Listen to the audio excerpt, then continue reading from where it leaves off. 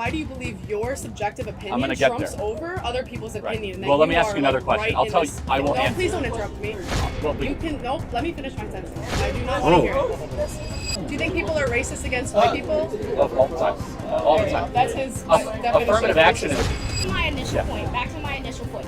You don't believe that my truth can be different than yours, specifically based on race. Experiences can be different, but there is always a truth. Their specific political view. It's not even that. It's the fact that they come into these discussions completely closed-minded. One thing I want to start off with is, why does your opinion trump over any other people's opinion? Right. So do you believe that there is a truth out there?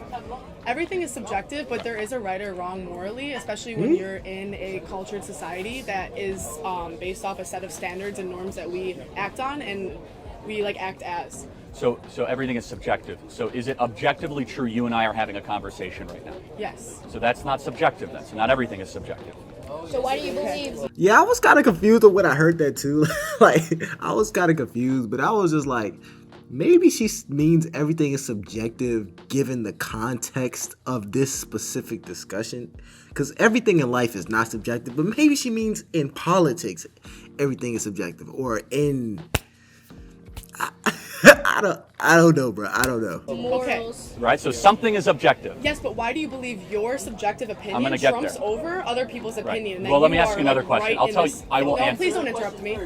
You can no. Let me finish my sentence. I do not want to hear it. You think that your opinion is over other people's opinions. You think you were right subjectively. Okay. What is right or wrong? Okay. Is murder wrong? Yes, of course. Well, then abortion should Not be in illegal. every case. Answer to question. What constitutes a human? What is a human? Deoxyribonucleic acid and conception. But to me, a forming human it. would be someone with a consciousness who is alive in this world. Well, To guess you, what? You're wrong. So but that's no, fine. you're wrong because I think that's right and you think that's Prove right. me. Prove it wrong. What constitutes a human being? When does a seed become a tree? The great old debate.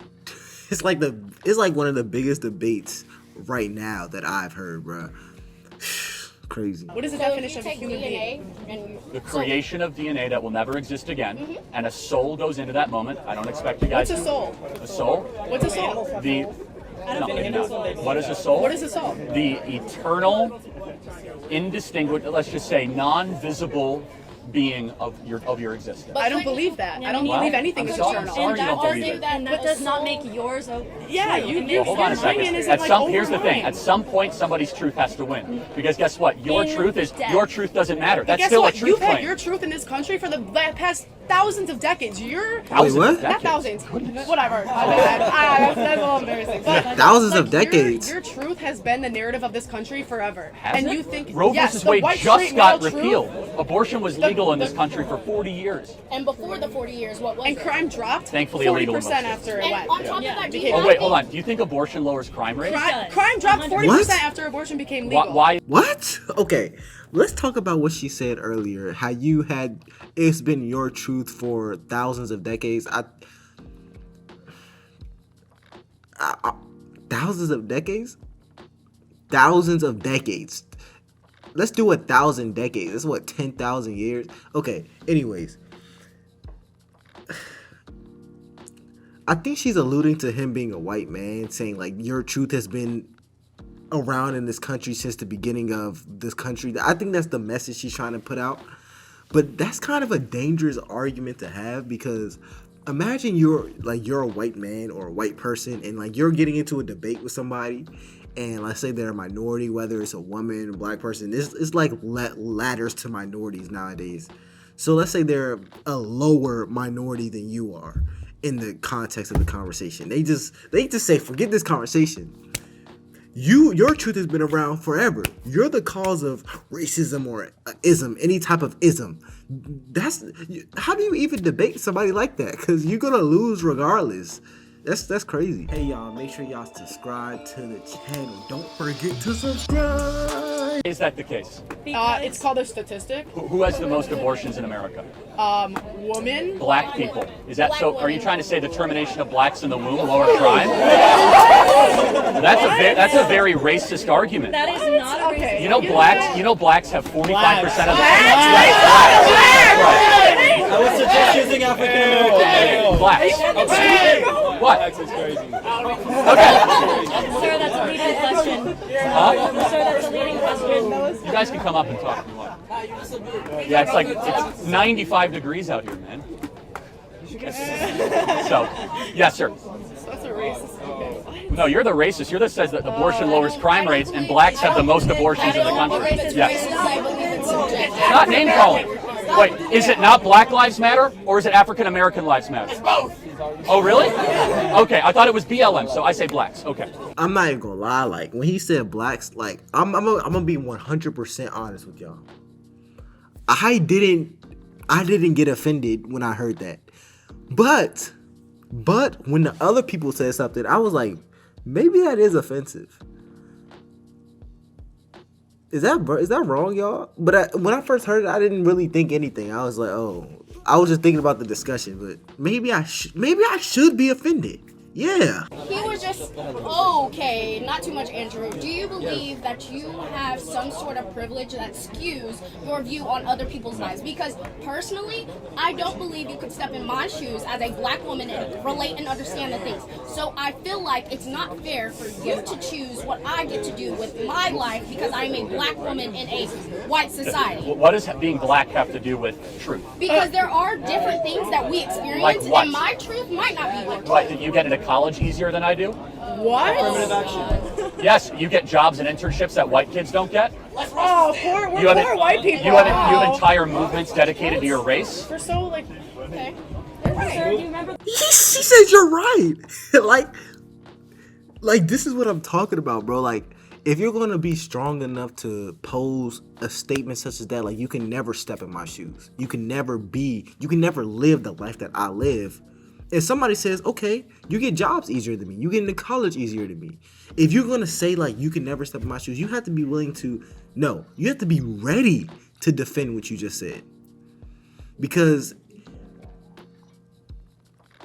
if you're bold enough to put that narrative out into the world, if you're bold enough to walk your day-to-day life and think that the world is against you, think that white people just have this magic pill that they take every day in the morning that just gives them this amount of privilege that you will never have, this is coming from her, then you have to be willing to back that up. Don't just have this narrative in your head because you're just going to develop a victim mentality and it's not going to serve you. Because it sounds like to me, you don't know why you even think that. He just gave you situations where life benefits you for being black. And your mind doesn't even allow you to accept that you benefit from this. It doesn't even accept it. And I'll bring it even a step further. The young white woman beside her can also not accept it. She cannot accept that she may have a lower chance of getting into a university based off of her skin color. She can't accept it either. So this is what I'm saying. Look at life as for what it is. Don't try to paint these narratives over your own life because you're just going to lead yourself astray. Those movements are to get rights. You're crazy. Okay, Do you not believe in racism? Of course racism exists. The Democrat Party is still alive and well. Do you think people are racist against white people? All the time. All the time. That's his definition. Affirmative action is racism against white people. Yes. Okay. And Asians as well. And Asians, that's right. So I do have a question in that sense. If affirmative action is racism, why are most colleges predominantly white? Why are they most predominant? Because America is predominantly white. Oh my gosh. And most colleges aren't even predominantly white. My college is not predominantly white. There are colleges literally called historically black colleges and universities which are not predominantly white. They are literally predominantly black. My college is like 85, 90% black. I think I don't even know the percentages. But the majority of America has predominantly white colleges because America is predominantly white. People sometimes forget that America is predominantly, like, it's like that just goes over their head when they say, yeah, it's too many, like, bro, be for real. Like, come on now. Predominantly white. Why are most colleges, public colleges, are predominantly white? We're a majority white country. You realize that, right? So colleges are the depiction of the nation. Okay. And actually, blacks on campus are disproportionate more than their population in certain areas, in certain campuses, than their population because of affirmative action. In HBCUs? Is that what Certain you're talking campuses. about? Are you talking about HBCUs? So, but let me just ask a more broad philosophical question. Why does skin color matter at all? Why should we care about it? Because of the society we live in. hold Because on. of the But society no. You're dismissing anything that has ever happened to someone of Let me color ask by you a saying question. that. What can you do, or what can I do that you can't do? Explain What how law? affirmative action works. Explain how Affirmative action is lowering of test standards and quota for a Wrong. quota. You're an idiot. No, it's I'm not. gonna tell you It's how the way it it works. works. I'm gonna tell you how it works. Let him Yeah, talk. it's the way it works. Just I'm let him not going to talk. entertain fallacies. No, Tell me, you won't why? entertain me because I. Just let him Why- talk. We have to hear your fallacies. It's fine. Why It's does fine. skin color matter? Let him talk. Well, don't I call him an idiot. believe skin color matters because of the society He's not we being are respectful. in. Do you know how And this I guess shit it works? goes It's called into critical rights. race theory. Removing Yes, it rights is. Because of the disrespectful. society we have I'll lived do this in, too. race is a factor. If from the beginning of No, nah. He talking about affirmative action. Here's the thing with affirmative action, and here's the problem. Here's the biggest problem that I literally have seen with affirmative action in my own life. Affirmative action specifically focuses a lot on race, and that's the biggest problem. It doesn't necessarily focus on poverty or focus on where you're coming from. It more so targets race, and that's where things get a little weird. Because let's say I grow up and y'all know I'm majoring in engineering and I become a millionaire or 100,000-aire engineer. My kid grows up in a gated community. He goes to the best private schools and that I can afford. He just has a perfect life, or she has a perfect life.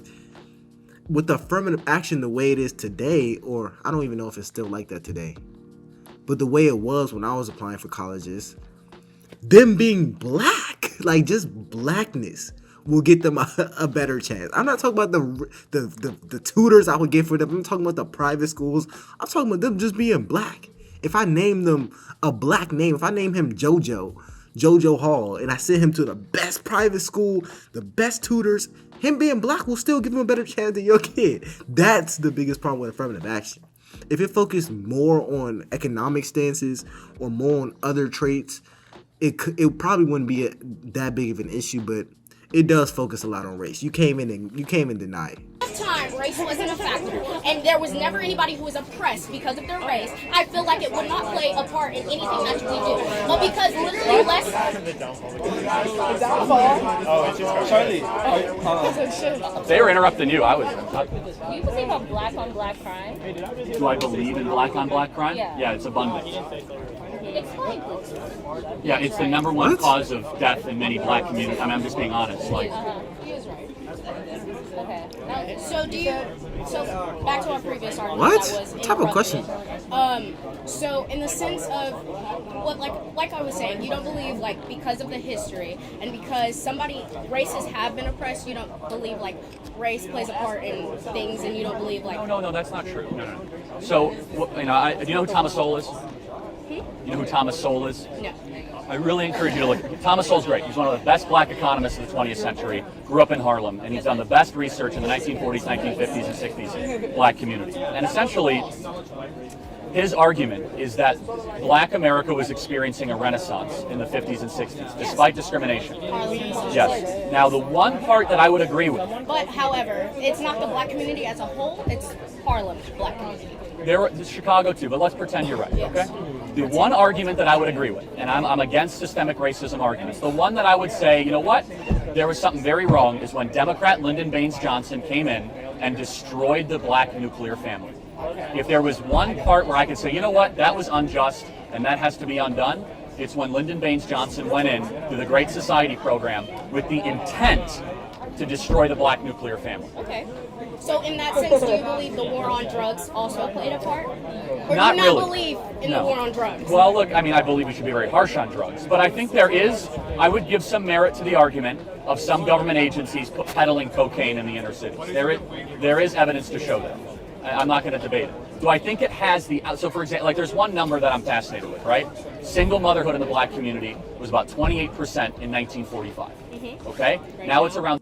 I would say for these students specifically, when you get into these type of debates, don't pull your phone out mid-argument and start looking stuff up on Google to support your argument.